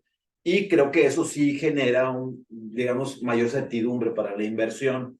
Y que obviamente, si bien el mecanismo parece muy intrusivo, pues la verdad es que tenemos que entender y que ya tener como parte de nuestra cultura el decir, oye, tenemos que respetar los derechos de afiliación sindical y negociación colectiva y cuidar mucho las formas, porque a veces hasta un comunicado se puede malinterpretar. Un comunicado, digo, en la empresa se puede malinterpretar como injerencia. Entonces, todo eso pues ya es entrar en el, después en otro foro podríamos entrar en el detalle de ese tipo de esos temas en específico, pero digamos que en el contexto general eso es lo que yo rescato y creo que eso es positivo. Ahora, en relación a la parte individual, yo les voy a poner los dos casos. El caso de Nuevo León y el caso de Ciudad de México, porque el caso de Nuevo León sí hemos tenido, y nosotros como firma lo hemos vivido perfectamente, mucha conciliación. Sí hay mucha conciliación, sí ha habido una cultura de conciliación.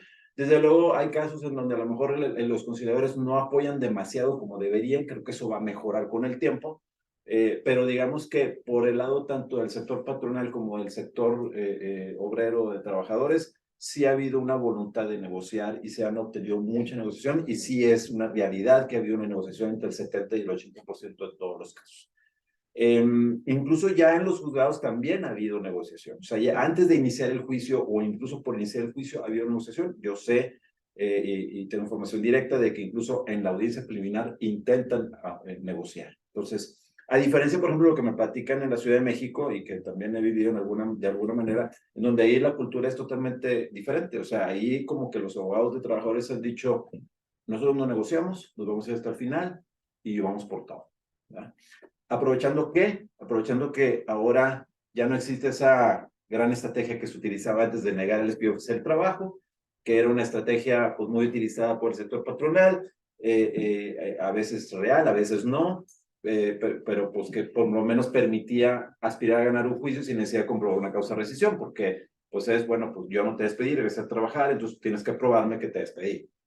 Eso pues ya no existe porque ya la ley expresamente dice que si tú quieres ofrecer el trabajo, como quiera tienes que probar que no lo despediste, para que no te condenen para la indemnización. Entonces, ¿eso que provoca? Y es algo que hemos trabajado nosotros mucho como firma, de tratar de cambiar el chip o el mindset a las empresas, de decir, ya no es tan sencillo como incluso algunas empresas decían, oye, pues ahí vamos a llevárnosla y ya después lo arreglamos, ¿no? Que batalle un poquito.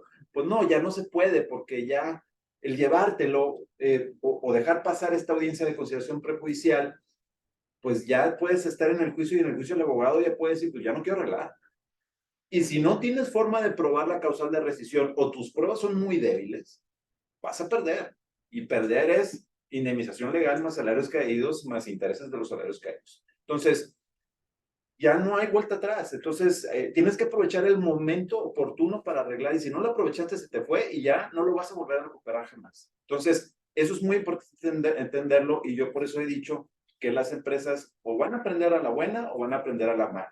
¿Sí? Y a la mala es porque a lo mejor no los asesoraron bien o no les advirtieron de los riesgos y es, pues ya que perdieron el juicio, pues van a decir, híjoles, pues sí me dolió pagar. ¿Verdad? Entonces, eso es lo que va a pasar en la parte individual. Yo creo que va a ir cambiando el chip y algunas empresas incluso hasta van a decidir indemnizar o negociar indemnización aún y que tengan una causa muy clara de rescisión, pero que no tienen pruebas, porque a veces no hay pruebas. Por ejemplo, a veces nada más tienes puros testigos para probar y por los testigos es pues una prueba que, ahora sí me acuerdo que mi padre le llamaba como gelatinosa, pues se te caía en las manos la prueba porque pues a lo mejor te dicen que sí van a declarar, pero resulta que cuando los vas a presentar a declarar ya pasaron 4 o 5 meses y dicen ya no quiero ir, ¿verdad? O ya se te fueron de la empresa, entonces pues ya no tienen nada. Entonces esa parte sí es muy importante. Esa reforma, esa iniciativa de reforma que había ahí, de cierto personaje de que se quita la conciliación es totalmente absurda,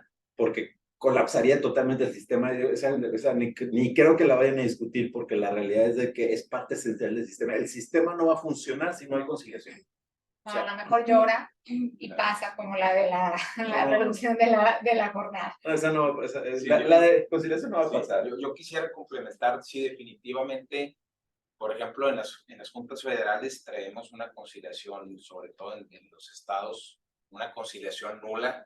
O sea, no había personal, no estaban capacitados, entonces no estaba sucediendo la conciliación. Entonces, ¿En centros federales o juntas? No, en las juntas federales. No. Entonces, creo que esta transición definitivamente es positiva, porque entonces ya ya tienes entidades completamente dedicadas, personas que expresamente se capacitaron y están para esos efectos. O sea, no traen una cuestión digamos, pues es como uno en su trabajo. O sea, si no tiene los objetivos bien establecidos, pues, entonces, pues estas personas están 100% dedicadas a esto, los considerados como local. Entonces, desde ahí creo que ya es una gran ventaja del sistema. Nosotros hemos visto, sí está conteniendo mucho la parte de la cuestión de los juicios, y que realmente, pues, que te lleves al tribunal lo que se tenga que deliberar o donde realmente exista una controversia y lo que realmente se pueda solucionar, pues se pueda manejar en la parte de la conciliación. Yo creo que es algo bastante positivo, y bueno, y aquí en Nuevo León hemos visto números bastante totalmente buenos. Muy bien. Debido al tiempo, quisiera preguntarle a los asistentes si tienen alguna pregunta que quieran hacer a nuestros ponentes.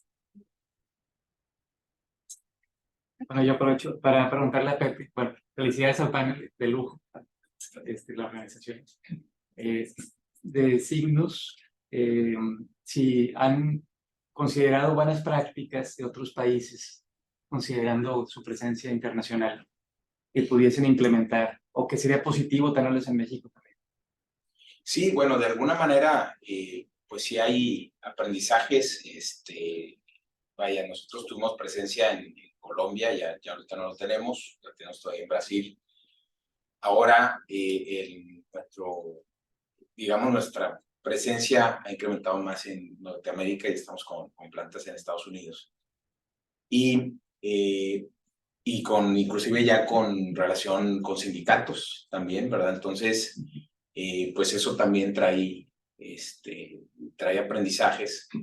Y creo que también, por ejemplo, esta cuestión de lo que se viene de la cuestión de adultos mayores, algo que nos ha sorprendido, por ejemplo, ahora que tenemos nuestros eventos de lealtad, donde de alguna manera reconocemos a las personas con mayor antigüedad, pues descubrimos, nos jactábamos o teníamos mucha gente que teníamos, por ejemplo, de 40 y pico años aquí en México. Y ahora descubrimos en Estados Unidos precisamente pues gente que prolonga más su vida laboral. Y entonces estamos entrando a estudiar ese fenómeno, ¿verdad? Pues hay ciertas cuestiones, ciertos incentivos o ciertas cuestiones de salud o otras donde las personas alargan, digamos, su trayectoria con nosotros. Entonces estamos, digamos, estudiando ese fenómeno para ver, por ejemplo, en esta cuestión de cómo podemos tener mayor incorporación o permanencia con la parte de adultos mayores, definitivamente. Y bueno, también pues este componente de estar la presencia en esta región y en esta cuestión de, digamos, con nuestros socios comerciales y todos estos diálogos que se están dando en la parte laboral y sindical, pues también vamos teniendo nuestros aprendizajes, que claro, es muy diferente la parte de lo que vemos en medios y de lo que está, digamos, a nivel nacional, etcétera, a lo que es ya una relación local, que igual en esa parte creo que hay principios básicos. Y por ejemplo, en esta parte de la cuestión de lo que es tu esencia y tus valores como organización, definitivamente puedes encontrar, vaya, independientemente que estés en diferentes jurisdicciones, vaya, hay componentes en común que puedes llegar a aplicar y de alguna manera pues se pueden vivir independientemente si estás en Estados Unidos o en Brasil. Perdón. Su opinión con respecto a los incentivos, por ejemplo, que hablaban. Pues obviamente un incentivo fiscal pues se ve directamente dirigido y beneficiando a un negocio, pero un incentivo que vaya un poco más allá, como decíamos, infraestructura, servicios, tener buen transporte público, algo que realmente vaya más allá de un incentivo directo. Su opinión de cómo hacer que eso suceda más, y valga la redundancia, incentive a que los negocios paguen sus impuestos, viéndolo reflejado, pues obviamente, en un buen uso de los ingresos por parte de los gobiernos. Es una excelente pregunta, porque ya cuando dices, eso es lo que quiero, y luego no sé lo que quiero. Digo, hay muchos impuestos que están relacionados con con la parte de los pagos en cuanto a devoluciones de IVA, acreditaciones, la parte de impuestos sobre nómina, que bueno, en realidad es algo muy pequeño eso, pero hay otros incentivos que pudiera haber con inversión de maquinaria, que pudiera hacer con respecto a inversión a largo plazo de las empresas. Pero un tema que acabas de mencionar aquí que sería muy bueno es la movilidad. Es la movilidad. Se está volviendo un tema mayúsculo, es lo que estamos platicando ahorita antes de empezar, la vialidad y no solamente el estatus de las calles. Todos los que estamos en la parte industrial, que el accesar específicamente en la parte de las plantas se está volviendo un tema muy peligroso. Las calles, la forma en la que estructuran, el tema de salir a cierto horario es complicado y mételo con lo de la crisis hídrica. O sea, una cosa de que se arreglaran la parte de la movilidad y la parte del estatus de la ciudad, yo creo que hasta no les dolería a muchas empresas. No les dolería si se invirtiera en esa parte. Hay estados en Estados Unidos y en otros países que pagan 50%, la gente paga el 50% en impuestos y muchas no se quejan precisamente por el estatus de salud, la parte de educación, la parte de movilidad, y es algo que son 3 puntos que no tenemos muy fuertes aquí. Yo creo que ese sería uno muy bueno que a las empresas les llamaría mucho la atención. Perdón, bueno, no sé si Amado ibas a No, comentar. adelante. Bueno, y qué bueno, gracias por tu reporte porque me permitió pensar un poco de Quiero volar, algunos conceptos, pero yo diría, una es como incentivos a las personas para el tema de llamarlos a la formalidad.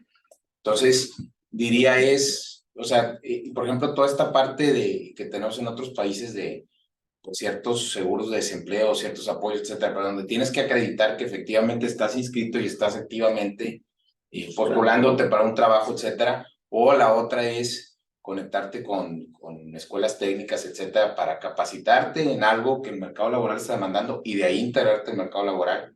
Yo creo que le tenemos que poner ahí la zanahoria a las personas en lo personal para que pues se jalen a esto, ¿no? A cubrir estos puestos de trabajo. Definitivamente yo diría el tema guarderías.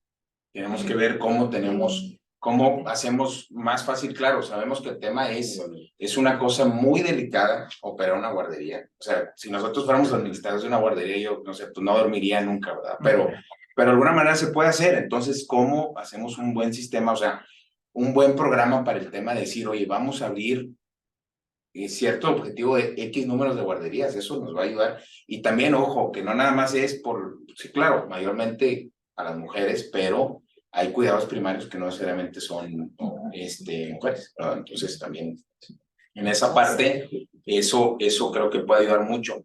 Otra cuestión dentro de la movilidad, creo que el Infonavit puede trabajar, creo que tiene que ser programas más focalizados en el tema de decir dónde y qué cosa. Uno es donde, por ejemplo, le otorga un crédito de vivienda, o sea, donde se establece un trabajador. Y la otra, tal vez, si sabemos que los trabajadores están durando en promedio ahora mucho menos tiempo por empresa, es cómo haces un mecanismo más flexible, pues para que, pues, no sé, o sea, si sacó una casa en Pesquería y se fue a trabajar a García, pues que no siga viviendo en Pesquería. O sea, tenemos que acercar a la gente. Y eso es parte de esta cuestión del balance vida-trabajo y que puedan pasar más tiempo con la familia y esto lo que va a ayudar a la reconstrucción del tejido social, etcétera, pues también en esa parte ellos son una fuente. Yo creo que también cambiar por ejemplo, ciertos esquemas que se modificaron, por ejemplo, la deducción de la previsión social o las prestaciones que se limitó a un porcentaje. Pues volver a la deducción total, pues finalmente es un gasto, ¿verdad? Es un gasto, no puedes considerarlo como utilidad esa parte. Y el otro, tal vez pensar en un esquema de seguro de desempleo. Yo sé que eso puede hablar, como que no les puede gustar a los abogados litigantes laborales, y vaya que yo lo soy, pues también soy asesor, somos asesores, entonces a final de cuentas a mí no me afecta el sostener que pese a un seguro de desempleo que baje la carga de juicios, porque hay mucha gente que demanda pues casi nada, se cae en la calle. Entonces, no quisiera decir ahorita el mecanismo, pero por ejemplo, puede haber casos, a lo mejor lo limitas para gente que, oye, está saliendo de un trabajo 1 o 2 veces al año, pues bueno, pues a veces ves que ahí hay un comportamiento, pero hay una persona que estuvo ya ciertos años en un empleo, pues que hay un seguro de desempleo que pueda ayudar a esa persona que pueda soportar esa carga y que no pensemos en indemnización como el único medio. Entonces, digo, hablar de Creo que Ciudad de modificación, México, si mal no recuerdo, creo que Ciudad de México tiene seguro de desempleo, pero no recuerdo para los trabajadores en general, no para los servidores públicos.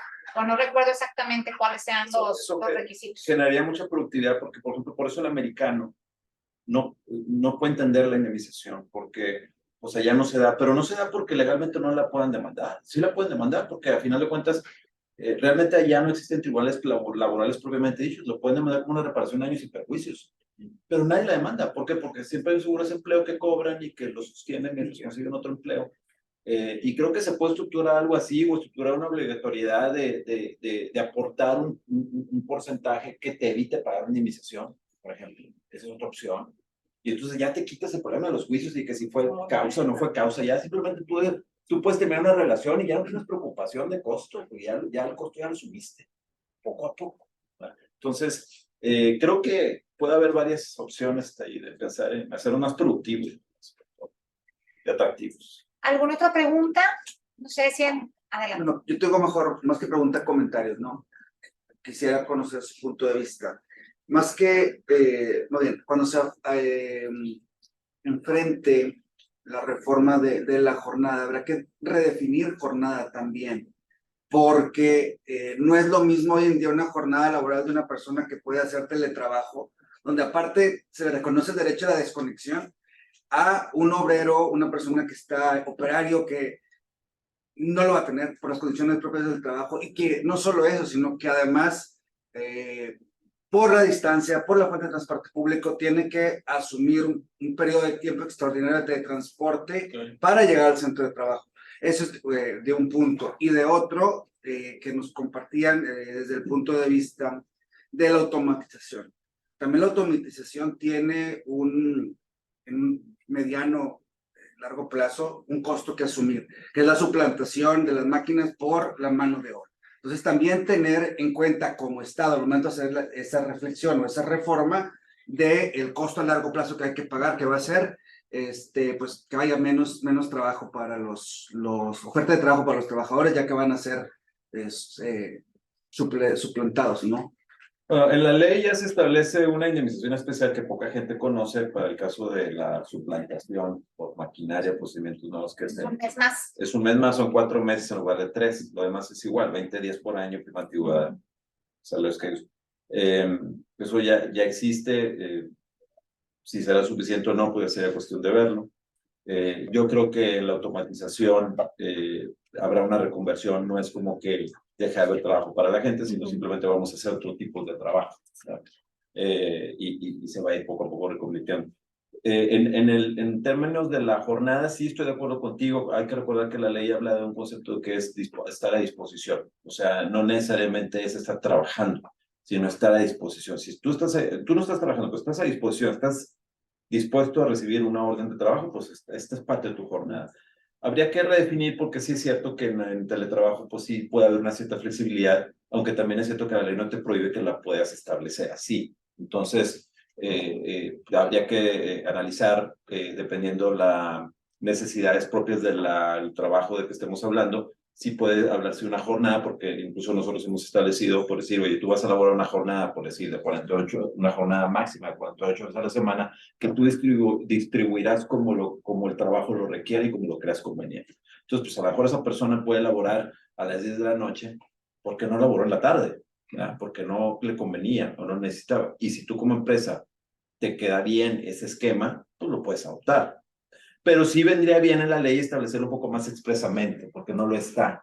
No lo prohíbe, pero tampoco dice nada. Entonces, creo que sí es muy bueno tu punto. Hay varios precedentes, escasos, pero si mal no recuerdo, un par, aunque no estoy segura que sean jurisprudencias, quizás nada más son tesis aisladas, respecto de los tiempos de traslado. Y en otros países los tiempos de traslado en el avión, rumbo al trabajo, están comprendidos como parte de la jornada. Pero quizás en el trayecto, en el camión o en el coche, pues no vas, obviamente es tiempo que inviertes y que podría decirse que estás a disposición del patrón, pero no necesariamente vas pensando en haciendo nada del trabajo. O sea, puedes ir hablando, sacando citas, inclusive escuchando un podcast que te capacita o que te entretiene. Y se me hace que considerar tiempos de traslado, más allá de los efectos de accidentes en traslados, en seguro social, bueno, riesgos de trabajo, pues terminaría de ahorcar a las empresas. Porque ¿cuánto va a ser el tiempo efectivo de la jornada dentro del centro de trabajo? O sea, es un tema que no lo veo, la verdad, y menos ahorita con la discusión de reducción de la jornada, es un tema que no va a existir. Entonces, a lo mejor en el futuro podremos analizarlo, ¿verdad? Ya, imagínense cuando ya haya automóviles autónomos, ¿no? Que para gente que sea de tipo administrativa, pues a lo mejor en el trayecto ya puede ir trabajando, ¿no? Entonces, pues ya el futuro ya dirá, pero sí somos... ¿No hay preguntas en línea? No. Quiero hacer un comentario. Buenos días. Buen día. Respecto al tema que mencionó el licenciado Amado, respecto a las conciliaciones, el número de conciliaciones que está habiendo. Es verdad que sí ha aumentado mucho el número de conciliaciones por la obligatoriedad de llevar a cabo la etapa prejudicial. Sin embargo, comentaba que era cuestión de tiempo de que los conciliadores pues le echaran un poquito más de ganas y que iba a ser cuestión de tiempo. Yo veo que es cuestión de tiempo, pero a la gente que estamos en el litigio a diario, en el campo, nos damos cuenta que no solo es cuestión de tiempo, sino que es cuestión de que el gobierno del estado haga el trabajo necesario, porque hay dos situaciones que evitan que las conciliaciones avancen. Una es que yo recuerdo que en octubre del 22 que entró, en ese año 22 estábamos enero, febrero, marzo, abril, falta mucho, y falta mucho, y falta mucho, y no veíamos el panorama del centro de conciliación, a la gente que andamos a diario en la Junta de Conciliación. Hoy estamos julio y no hay nada, ¿quién va a ser el director? ¿Qué va a pasar? Se llegó septiembre del 22 y nos convocan a una pequeña junta en el auditorio ahí del recinto para explicarnos al vapor de cómo iba a funcionar. Entonces, fue muy al vapor, se me hizo que lo hicieron muy rápido, y luego a eso, aunado a que mucho personal de la Junta de Conciliación se trasladó, se mudó al centro de conciliación. Entonces, dejaron como que a las dos muy inestable. También el litigio que se da en la Junta, en el viejo sistema, quedó pues desproporcionado. Y contrataron a conciliadores que en el campo decíamos, ¿quién es? Sí. ¿Quién es? No sé quién es, no tiene experiencia, sí tiene experiencia, ¿verdad? Sí. Entonces, ese tipo de personas les falta capacitación, les falta experiencia, pero también hay un tema que a lo mejor no voy a ahondar, pero la gente que tenemos cercanía con los funcionarios, sabemos que el gobierno del estado no ha cumplido o incentivado a los conciliadores o a los que forman parte, actuarios, conciliadores, en dar esa seguridad como funcionarios del centro de conciliación. ¿Por qué? Porque los conciliadores y actuarios que siguen ahí siguen en nómina de la Junta de Conciliación. Sí. Sigo como personal de la Junta de Conciliación, sigo con el sueldo de Junta de Conciliación, y eso impacta un poquito en el ánimo del conciliador. No tengo estabilidad, o sea, ¿qué va a pasar? ¿Qué hago? Y hay conciliadores muy buenos que hacen su labor hasta donde permiten, pero hay conciliadores que nos ha tocado de que casi creo te sientas, bueno, con permiso, aquí está su constancia. Así no están haciendo su trabajo como debe ser. Un poquito, vamos a platicar, ¿qué nos trae aquí? Les falta sensibilidad también. Entonces yo creo que falta un poquito de trabajo de parte del Ejecutivo del Gobierno de implementar sobre los conciliadores, no nada más capacitar sobre la reforma, sino también, oye, vamos a contratarte, vamos a hacer esto, estas van a ser tus prestaciones, sí vas a traerte tu antigüedad, sí vas a traerte, o sea, sí les falta un poquito de seguridad a los funcionarios para que apliquen un poquito más su función, ¿verdad? Sí, la verdad es que tienes toda la razón. Yo cuando hablé de con el tiempo, precisamente pensé en todo lo que dijiste. Porque sí, la verdad es que lo que nosotros hemos visto es precisamente eso. O sea, hay conciliadores que no están o no están capacitados o no tienen el perfil que se requiere para esto, ¿no? Entonces, ha traído ciertos problemas. Hay que recordar también que la ley orgánica del Centro de Conciliación la sacaron al 4 para las 12, si no es que al 5 para las 12. Entonces, o sea, tuvieron muy poquito tiempo para poder implementarse, aventaron una labor súper titánica. Creo que a como estuvo el tema de los tiempos, pues estuvo bien porque pues empezó a jalar, ¿verdad?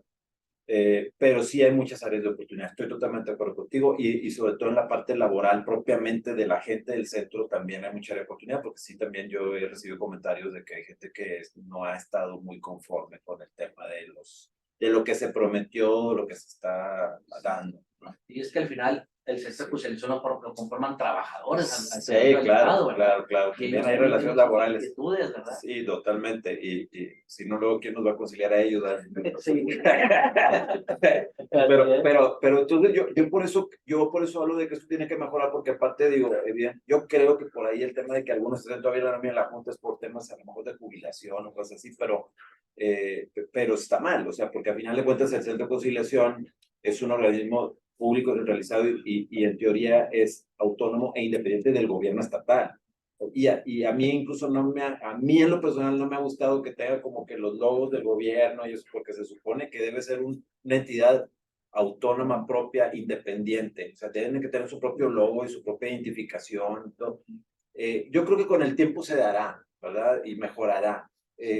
Tomémoslo como un inicio que no estuvo tan mal, ¿sí? Y que por lo menos el nivel de conciliación ha estado en un buen nivel, un nivel aceptable y mucho mejor que otros muchos estados. Claro. Pero sí hay que mejorar y yo lo que te pediría y que es muy importante y yo estoy a la orden para eso, vamos a buscar impulsar que se mejore, o sea, porque pues, nosotros somos usuarios de esta negociación, entonces tenemos que buscar que se mejore, ¿verdad? No dejarlo nada más en el comentario, sino hay que buscar que eso suceda. Gracias. Muy bien. Pues ya por cuestiones de tiempo vamos a dar concluida esta conferencia. Muchísimas gracias nuevamente a Pepe, a Verónica y a Amado por su asistencia. Nos ponemos ahorita si quieren nos paramos. ¿Cómo te dices, Nancy? No, yo para cuando le entregue el... Ah, muy bien. Bueno, entonces déjame proceder. Y de aviso parroquial, antes de entregar los reconocimientos, el 10 de noviembre tenemos otro evento laboral, justo con el director del Centro Federal de Conciliación y Registro Laboral, que nos hará el favor de acompañarnos para explicarnos el nuevo procedimiento de acreditación de personalidad. Entonces, están cordialmente invitados. Pues bueno, la Barra Mexicana, Colegio de Abogados, Capítulo Nuevo León, otorga el presente reconocimiento a Verónica Susana Hernández por su destacada participación en este evento. Igualmente tenemos reconocimiento, igual para José Alfredo. José Alfredo, muchísimas gracias por darnos tiempo. Y Amado, como siempre, un honor tenerte aquí en el capítulo Nuevo León. ¿Nos tomas otra foto ya sin reconocimiento? Sí, a todos. Claro. Por favor.